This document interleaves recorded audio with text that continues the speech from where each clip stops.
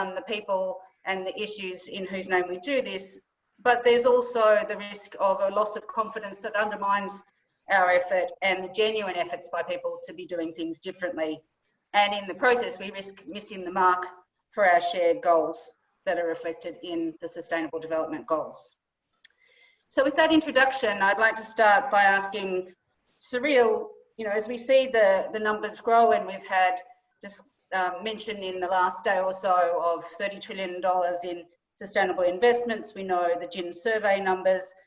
As you in France and influencing across the European national advisory boards, look at issues of market definition and where we need to place impact, how are you thinking about that, and why do you think it's important? What are the most important elements?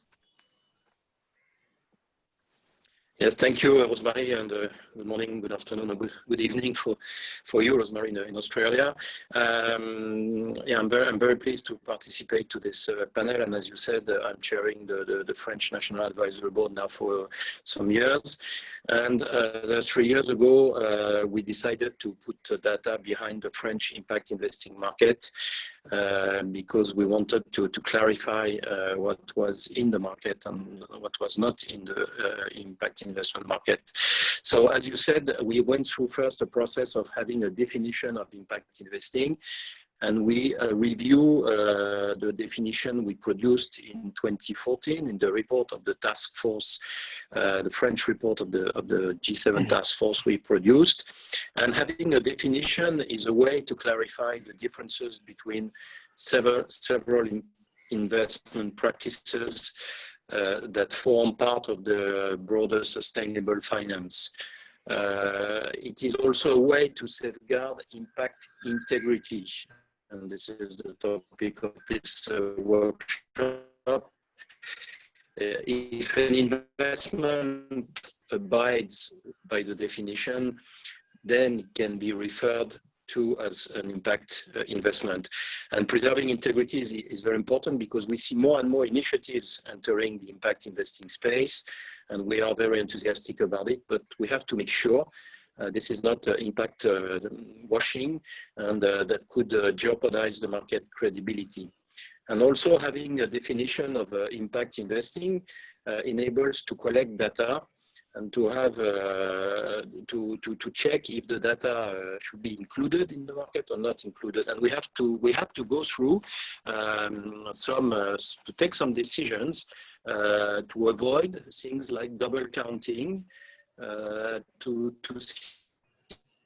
see if we should put social impact bonds or not, to check also the time lags due to reporting, etc. So we did this exercise with a professor in business school, and that process, and we started the first research, as I said, 2 years. And we produced the document 1 year after, so it tells you how long it was. And after, we produced another report, early available on the Impact Investor website. It's available.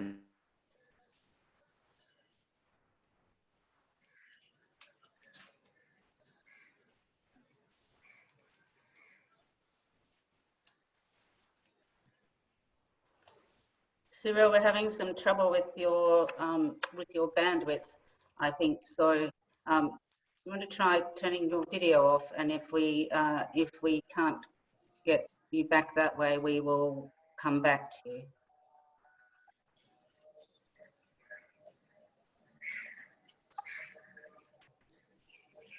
I think we've lost Cyrille, so Jenny, we might come to you, and we'll come back to Cyrille and pick up the story of the French market sizing and field definition in a moment.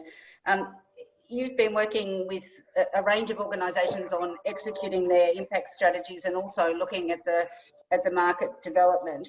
How do you see that people and organisations can tackle this question of impact integrity, you know, and being additive over and above what capital markets are already enabling, and what are the kind of suite of things that you are asking people to pay attention to?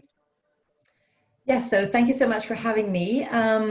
First of all, I agree with what we heard initially from Cyrille, that impact integrity is of the utmost importance to, first of all, make sure that we really clearly define what is responsible investment, what is sustainable investment, and what is impact investment. Because if we do manage to make that distinction clear, then we can also allow for investors to build portfolios according to their investment strategies in a very good way. And if impact investments and, for instance, sustainable investments are mixed up and not clearly defined, then we will see more capital flow to maybe the less complicated sustainable investment, calling them impact investments, and thus leaving the whole impact segment of investments undercapitalized. So in Sweden, we really saw the need to work on a clear definition of what impact investing was and why it's also important to make this definition very clear so that we spur both companies or investees and investors to look for real impact investments, or to manage your operations as an impact company, or managing impact projects within your organization. So really making it clear that there's a true value to being an impact investee and making impact investments. So the first thing that we did was that we formed a working group with representatives from all 5 pillars of the impact investing ecosystem, and we defined responsible, sustainable, and impact investments. And really what we said was that responsible investments are basically following rules, regulations, and laws and behaving in an ethical and moral way, but not moving the positions forward on any of the SDGs in particular, just standing with the standards of your industry.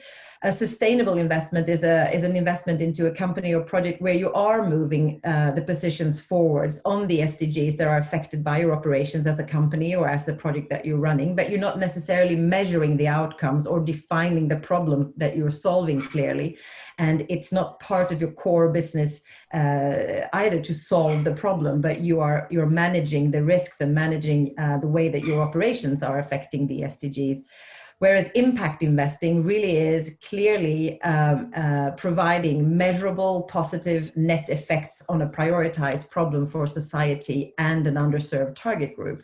And we developed a framework that's based on the impact management project framework, where we chose to dig into a little further into the what, who, how much contribution and risk, and really set some very clear parameters for what should be identified, or what should be an impact investment. So on the what dimension, we really said that the change, what you should deliver if you are an impact investee, or if you're making an impact investment, is measurable positive change on a prioritized problem for the stakeholders and or for society.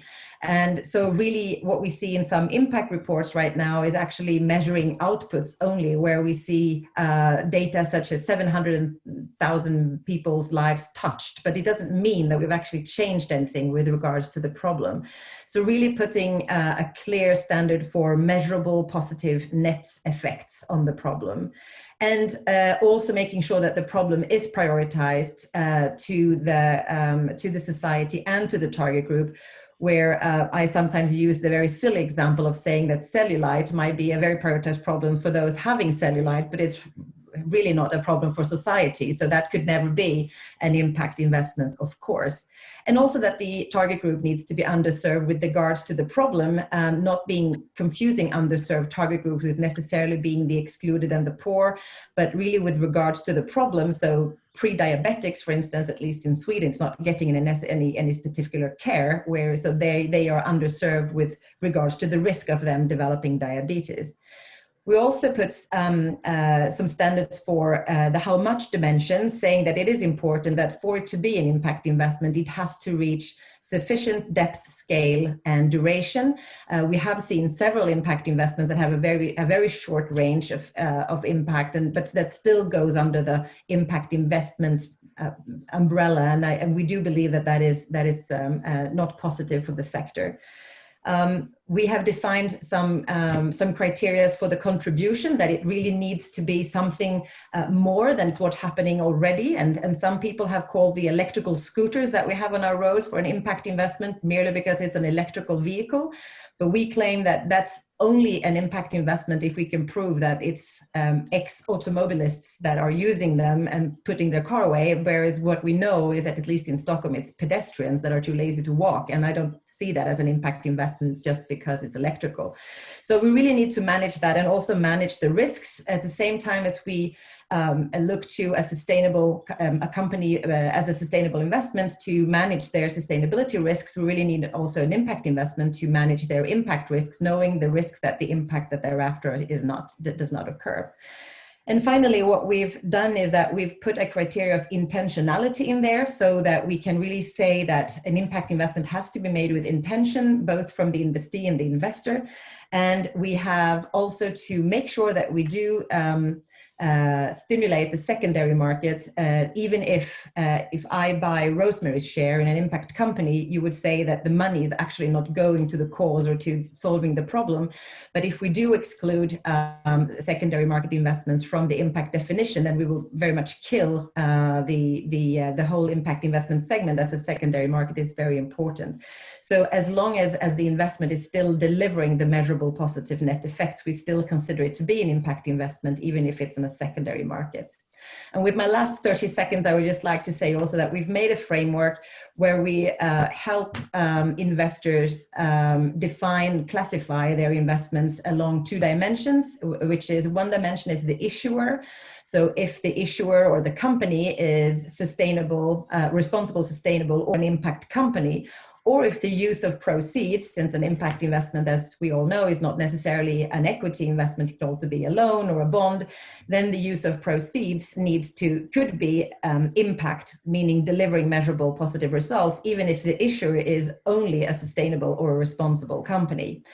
So that is really how we are working with defining the impact investing space in Sweden. We do believe that this is already reaching, making some impact here. We have one of Sweden's biggest pension funds, for instance, implementing the framework into their operations.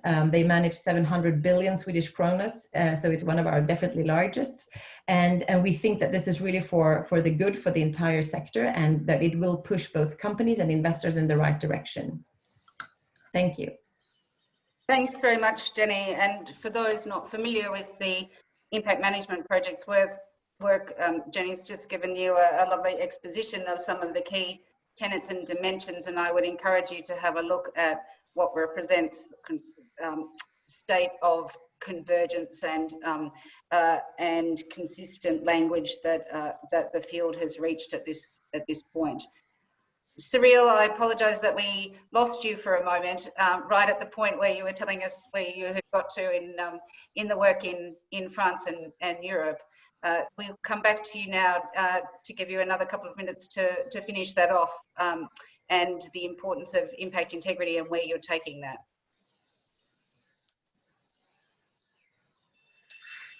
Yes, I'm sorry, Rosemary, we had a breakdown. Yeah, I wanted to add 2 things to what I said. The first thing is in our figures, we had to go also for figures for impact investing for development, because as you know, for France, it's also an important part of the market. We have the French DFI, AFD, but also other actors that are doing impact investing in developing markets. So from the start, from 2013, this was part of the report on the impact investment field in France. And the second thing regarding definition is that we are currently revisiting the definition I mentioned earlier, the impact investment definition, because we are in the process of trying to launch, hopefully to launch, a center for impact investment in France, like it was done in the UK last year for the Impact Investing Institute, because today we have two big networks. The ones, what we call the solidarity-based investment funds, or 90/10 funds, that exist for the last 20 years. So I would say these are the ancestors of impact funds. And the second is rather new private equity funds for social businesses that are growing fast. So we have these two big networks. But with this, the creation of this center, we hope to gather more stakeholders of the market that are interested in the market and want to address the impact investment market. So as Cliff said yesterday, this is a project that we are currently working on, revisiting also the way the impact investment market has moved. Thanks very much, Cyrille, and that's a good segue to coming to you, Ramraj, to talk about what sometimes gets lost in the discussion around market sizing, around the direction of travel, and the direction of travel not just in terms of dollars mobilised, but where that's taking us. And the IIC, together with Asha Impact, has recently been looking at this, I know, in India, and you've also been giving some consideration to some of the things, picking up on Cyrille's last theme there around the kind of infrastructure that helps to keep that focus on what does impact investing look like, how do we engage, how do we do this well. So I'd invite you to share your thoughts on both of those things with us, please. Yeah, so thank you. I think, it's been an interesting conversation. It was great to hear Jenny's thoughts in terms of the way they built the framework for, impact investing, sustainable investing, and responsible investing in Sweden. We've recently at the IIC, undertaken what we call as an impact aggregation report. And our whole agenda was to try and showcase what is the cumulative impact that has been created by the impact investing sector in India across about 30 to 35 asset managers and about 600 to 650 enterprises. And, one of the unique challenges that we always see in emerging markets, particularly in a country like India, is that there are so many things which are broken that, the chances of us being able to create impact even with traditional businesses is very, very high. And therefore, it is always a challenge as to where do we draw the line between being an impact enterprise and being maybe you're just one more enterprise which is creating some kind of value. So what we really did is, and obviously, we had to look at a variety of issues, some of which Jenny has covered. But I think we looked at 4 or 5 key parameters. So the first thing that we looked at is there has to be a mass market focus, which is really that the key stakeholders, whether they are clients or suppliers, have to be low-income customers. So we have a definition of what the low-income customer in India is, which really will be income threshold. The second is we obviously looked at for-profit businesses. So we avoided looking at not-for-profits, just the definition of study. There's no right or wrong. Third is focuses on basic service delivery. So what are the basic requirements like health, education, financial access, and so on and so forth.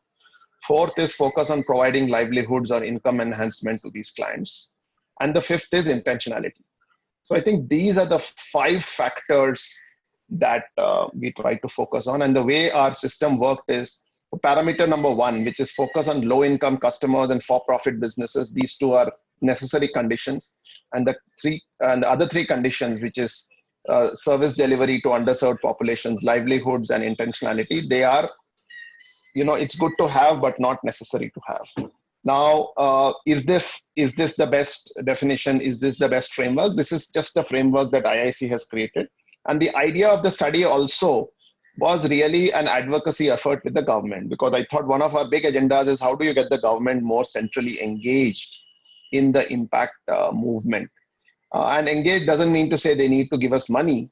Engagement can mean a variety of things. And one of the big agendas whenever we work with government is it's all good to give anecdotes and good stories, but I think they also like to see a certain amount of analytical rigor in terms of the way this kind of study is presented. And in the process of doing this, we were able to access impact reports across a variety of impact investors, impact enterprises, and so on and so forth. And, a couple of quick observations, and then I'm going to stop, is really that there is a very strong need for standardization on, impact measurement parameters. Today, we have 600 enterprises across 5 sectors, and I can assure you that I will have reporting formats which will be at least 100 to 150. So for us to be able to showcase the work that we are doing as an industry becomes very difficult. And when that becomes difficult, there is only a limited capacity in terms of how much you can move the needle when you're talking to larger institutional organizations in terms of getting their support. So I think first thing is a certain degree of, if I may say, consistency in the way people report is something which becomes sort of very important. The second is, I think, and this may be a controversial view, but there's always a great focus and precision. But I think what's far more important is directionality. I would much rather be directionally accurate and somewhat imprecise rather than being highly precise, but then all over the place in a variety of formats. So I think from an Indian context, I think our focus has been really on trying to push the agenda on bringing together consistent, reporting. Yes, over a period of time, we have to tighten the screws in terms of what we report, but I think consistent reporting and a broad, clear sense of directionality in terms of how we are moving are the two things that we are pushing from the IIC perspective as far as intentionality goes. I'm just going to stop now, and maybe we'll hear from the others, and then we can take questions. Thanks very much, Ramraj. And I think that we know from markets that there's standardization, this process of creating common language and giving consistent, comparable information into the markets helps to drive things further and faster, and for people to make better informed decisions. So Emilie, that's a good segue to come to you and the view that the World Benchmarking Alliance is taking and your work. It seems that in the context of this, while we want to grow impact investing, there's also an element where, we want to make sure that we attract that additional percentage, it's about 5% of global assets that we really need more purposefully directed towards achieving the Sustainable Development Goals. Do you think that's a realistic goal? And tell us about the work of WBA in trying to drive that focus. Oh, wonderful. Thank you, Rosemary, and a pleasure to be here. So yes, I joined the World Benchmarking Alliance in March earlier this year to develop a financial system benchmark. I must say, a very interesting time to start a new job and a new role in lockdown. But we are an independent organisation building a movement to measure and incentivise business impacts towards a future that works for everyone. And we do this through free and publicly available benchmarks that assess and rank companies' contributions to the UN Sustainable Development Goals. The benchmarks are designed to ultimately improve the well-being of the world's most vulnerable populations, but they do that through a very particular strategy, which is to focus on really breadth, large-scale transformative change. So in the financial system benchmark that we're currently scoping, we're stepping right back actually to look at the macro picture. So what transformation is needed and what's possible actually from the world's most influential financial institutions. The ambition being to benchmark 400 global banks, asset owners, asset managers, and financial services providers. So pretty punchy ambition. And on the topic of definitions and sizing, I feel a bit like this may be heretical on this panel, but we're not actually seeking to define them or their activities as impact investing. As we've heard, there are many efforts ongoing to do this. The picture has improved enormously in recent years, and I've been working in the space for over 15 years. And that's very much thanks to the efforts of many of those on this panel and involved with the GSG. Instead of focus, and it feels to me at least particularly pertinent now, given the massive contextual change that we're going through globally, is on really exploring what it takes to accelerate an economic transformation that's truly sustainable, and the role that those keystone, as we call them, keystone in the idea of an ecosystem keystone, actors, financial institutions that can have in such a transformation. I mean, we need a complete rewiring of the system. You know, we've seen recently, and we were talking about it in the kickoff today, that COVID has shed a spotlight on existing inequalities and is sadly greatly exacerbating them. And this is at a time when we're overshooting multiple planetary boundaries. So a transformative approach does really need and requires these bottom-up assessments, definitions, standards, frameworks, huge innovation required in products and tools that are asset class and sector specific, so that we can get really practical and tangible on the change that's needed. And we need to shout these from the rooftops so as to showcase really the art of the possible. But that bottom-up approach, I think, risks being slow, too slow. We heard from Samir in the kickoff plenary today that we need to move money faster and at scale. We heard from Darren Walker of the Ford Foundation yesterday on the need to really rethink capital allocation fundamentally. Impact investing remains a tiny fraction of global capital flows. We all know that. It's growing, but slowly. And I suppose our premise is that, and our premise is something that we're currently testing in global dialogue, so very much welcome your input and feedback, is that we also need top-down, strategic, forward-looking commitments from the globally influential financial institutions that first acknowledge the extent of the transformation required if we are to transition and adapt. Make commitments, secondly, to drive that transformation, which is really needed if the economic systems to survive and thrive in the coming century and to serve people and planet. And thirdly, we need accountability. And that requires disclosure on such commitments and active participation from stakeholders in progress towards those commitments. And I could not agree more with your comments, Ramraj.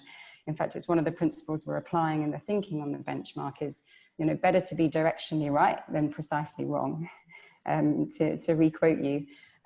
Because there's an awful lot of detail we know needs to be worked out in the innovation, the products, frankly, the conceptual frameworks and tools that are used for strategic asset allocation so that they are more forward-looking and less backward-looking. But that starts with acknowledgement and commitment to really accelerate that change. So we're working with GSG, impact management projects, other standard setters that are critical here who have the ear and the commitment of mainstream investors such as the PRI, the UNEP-FI's Principles for Responsible Banking on aligning language and approach. And if I can finish with sort of one provocation almost to the impact investing community, is if we're here today talking about integrity, you know, how do we accelerate that focus on positive impact whilst maintaining integrity? When it feels to me that we need to move from a relative incrementalism, the sort of I'm performing a bit better than I was before or compared to my peers. So I think to your point, Jenny and others, to really set that against societal goals. And it feels like this is where the momentum is and where there is political, private sector, civil society commitments around the Sustainable Development Goals, around the Paris Agreement. So how do we use that quite real world language to align our efforts, our important experience and understanding, such as you know, the 5 dimensions with that the impact management projects are putting forward and how we talk about impact, the importance of engagement with and consultation of elected stakeholders, other best practices basically that we can bring to those discussions, so actively sort of break out of our silos and connect them to these global goals. So that's, I suppose, my provocation that I end with, but very interested to hear the feedback and thoughts of others. Thank you. Thanks very much. Emilie, we do have one question, and I'd invite people to put questions in the chat or the Q&A, and those we don't get to in the session, we'll definitely come back with some feedback. There's one question about the legal consequences of fund managers who basically over-promise on impact, and I think that probably varies from jurisdiction to jurisdiction. But what I might do while we see if people put other questions and comments into the chat and the Q&A is also to come back to the speakers, and if you'd like to address that question, absolutely. But I'd also like to, I guess, meet your provocation, Emilie, with if we take that as the premise, if you like, what's the one thing then, you know, if you got one shot in the locker where you said to everybody, okay, today this is when we decide to do something differently, what is it you would be urging people to go away from this session and do?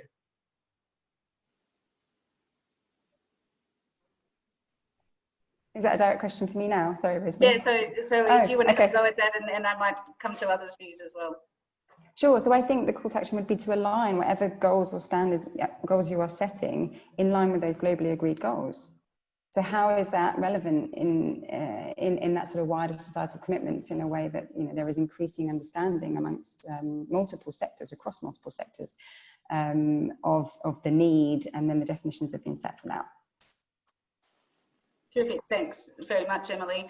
And coming back around to the other panel members, if you had that one shot and you could really invite people today to go away and change something in what they're doing, or be urging people who are interested in this market and in seeing the SDGs achieved, what's the one thing would you be getting behind what Emilie's invocation around setting goals and setting course around the SDGs? Are there other things you would really be encouraging people to do?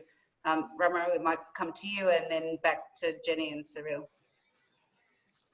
Yeah, so, you know, I mean, again, I'm just going to kind of, just be a bit provocative on this, but I think one of the big agendas, especially on the impact investing side, could also be for investors to really evaluate what their return expectations are, you know, because I think, it's the whole, narrative about generating returns and also creating very distinct, tangible social impact is a great agenda. It's wonderful to be articulated like this at a conference.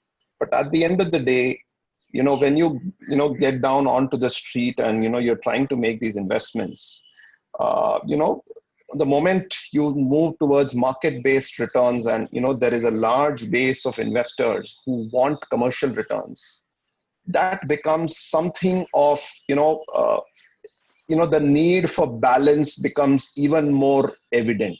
Okay.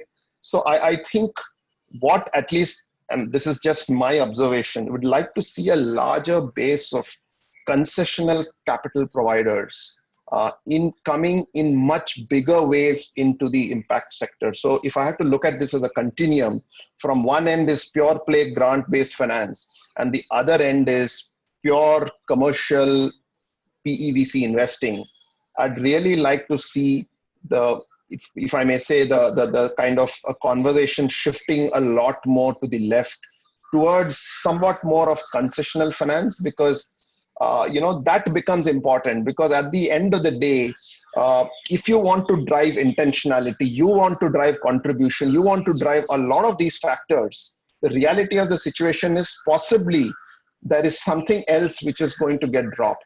And I'm not trying to make this a digital 1-0, but expectations of pure play market-based return with stratospheric impact expectations, I think that combination may be a bit of a idealistic scenario to live in. Thanks, Ramraj. Jenny, to you, what's your one invocation for people to really take away from this? First of all, I think that we need to look beyond the SDGs, because I think that those are great for giving direction, but they are not enough to actually define what is an impact investment or not. I think that I definitely agree with the fact that it's much better to be directionally right than to be precisely wrong. So I think that we need to kind of show how the process of making an impact investment or being an impact investee is. So putting, just as we do for accounting, actually, putting the responsibility of showcasing the impact and showing how you achieve measurable impact where it belongs, which is not with the investor, but with the investee, just as it is up to the investee to show the financial accounts. So I would say if we could help investees model their impact in the right way and complying with a definition of what impact actually is, then we would also open up a space for impact investors where they don't need to be subject matter specialists in order to make impact investments. I also think that there are a lot of impact investees out there that don't define themselves as impact investees. Thinking about life science and med tech companies and a lot of other clean tech and green tech companies.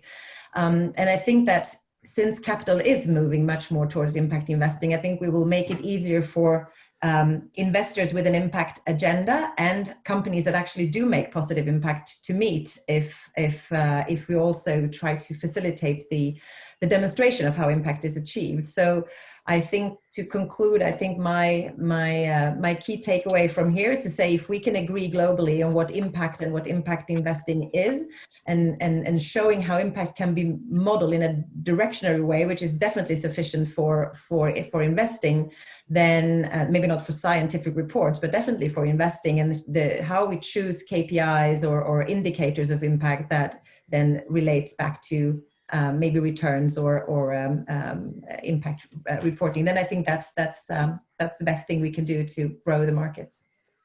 Thanks very much, Jenny. And Cyrille, in 1 minute from you, what's your shot in the locker?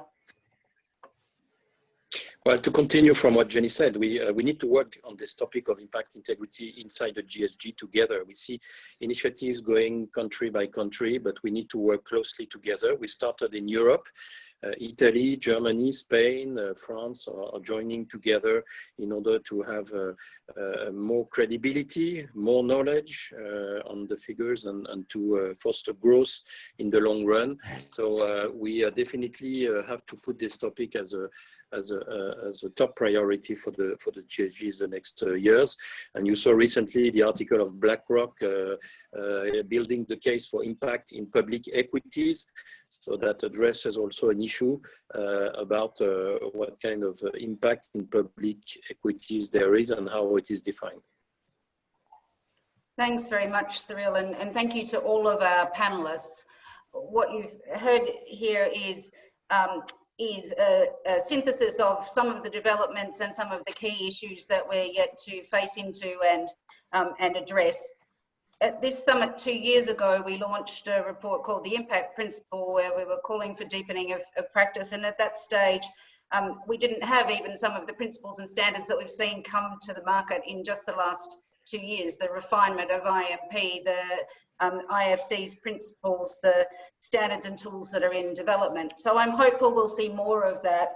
And together we can step along this path. So in the spirit of action, I would really invite you to take something from this session, familiarize yourself with the tools that are out there, and engage in this conversation and in the kind of work that our panelists are talking about for how we can take it forward.